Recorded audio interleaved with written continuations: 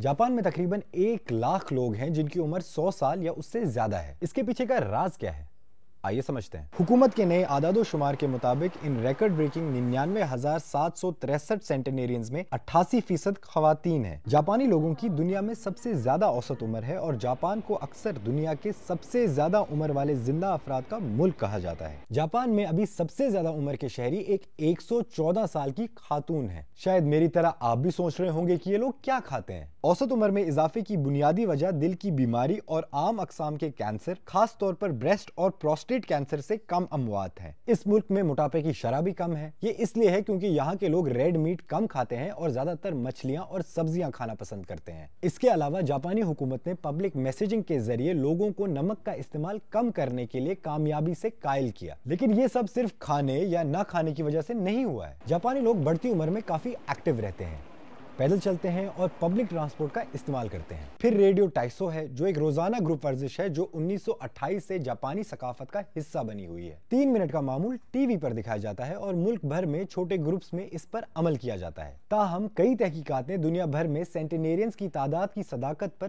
शक का इजहार किया है। ये दावे करते हैं कि डेटा एरर्स, नाकाबिले एतबार अवामी रिकॉर्ड्स और पैदाशी सर्टिफिकेट्स का न होना ज्यादा तादाद की वजह हो सकता है।